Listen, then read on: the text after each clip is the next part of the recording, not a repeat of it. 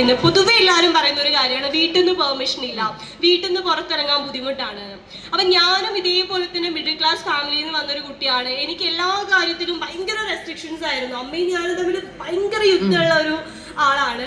അപ്പൊ അവിടുന്ന് ഞാൻ എങ്ങനെ എന്റെ ഡിസിഷനിലോട്ട് മാറ്റി എന്നുള്ളതിനെ കുറിച്ച് ഒരു കാര്യം പറയാം. കൊറോണ സമയത്ത് ഞാൻ നന്നായിട്ട് ഓവർ വെയിറ്റ് ആയി. എൻ്റെ ഒരു വെയിറ്റ് ഒരു 65-66 ഒക്കെ ആയി. അപ്പൊ എനിക്ക് വെയിറ്റ് കുറയ്ക്കുക എന്നുള്ളതിനേക്കാളും എനിക്ക് എന്നോട് തന്നെ ഭയങ്കര ബുദ്ധിമുട്ട് തോന്നി തുടങ്ങി. ലൈക്ക് ഞാൻ എനിക്ക് വേണ്ടി ഒന്നും ചെയ്യുന്നില്ല, അത് കംഫർട്ട് ആവാതെ തോന്നി. അപ്പൊ ഞാൻ വിചാരിച്ചു ഓക്കെ ജിമ്മിൽ പോവാം എന്നുള്ളൊരു ഐഡിയ വന്നു. അപ്പൊ ജിമ്മ് എന്ന് പറഞ്ഞാൽ നമ്മുടെ നാട്ടിലൊക്കെ ആൺകുട്ടികൾക്ക് മാത്രം പേരെഴുതി കൊടുത്ത് ഇപ്പൊ കുറെ മാറുന്നുണ്ട്. പക്ഷെ ഞാനൊരു വളരെ ഗ്രാമപ്രദേശത്ത് നിന്ന് വരുന്ന ഒരു കുട്ടിയാണ്. അപ്പൊ ഞങ്ങളെ സംബന്ധിച്ച് ജിമ്മിൽ ഒരു പെൺകുട്ടി പോവാന്ന് പറഞ്ഞാൽ വലിയ ക്രൈമാണ്. എന്റെ വീട്ടിലൊക്കെ അത് ഭയങ്കര സീരിയസ് ആയിട്ടുള്ള കാര്യമാണ്.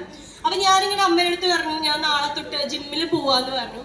അപ്പൊ അമ്മയ്ക്ക് അത് ഒട്ടും ആക്സെപ്റ്റ് ചെയ്യാൻ പറ്റുന്നുണ്ടായില്ല. അപ്പൊ അമ്മ പറഞ്ഞു രാവിലെ എഴുന്നേറ്റ് മുറ്റടിച്ച് 4 തവണ അടിച്ചാൽ മതി, അപ്പൊ ഈ വണ്ണൊക്കെ കുറഞ്ഞോളൂ എന്ന് പറഞ്ഞു.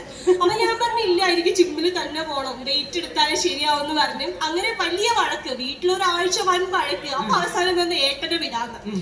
എന്റെ ഏട്ടൻ എന്നൊക്കെ പറഞ്ഞാൽ ഇങ്ങോട്ടും അങ്ങോട്ടും അല്ലെങ്കിൽ നമ്മൾ എഴുതി കൊടുക്കണം, എവിടെ പോയി എന്ത് ചെയ്തു, ഭയങ്കര സ്ട്രിക്റ്റ് ആണ്. അപ്പൊ അവരെ കൊണ്ടുപോയാൽ ഒന്നും നടക്കില്ല എന്നുള്ളത് എനിക്ക് മനസ്സിലായി. അപ്പൊ ഞാനിങ്ങനെ ഒരു ഇതിട്ടു. അപ്പൊ എന്റെ വീടിന്റെ അടുത്ത് എന്നെക്കാളും ഒരു 2-3 വയസ്സ് ഇളയതായിട്ടുള്ള 2 ആൺകുട്ടികളുണ്ട്.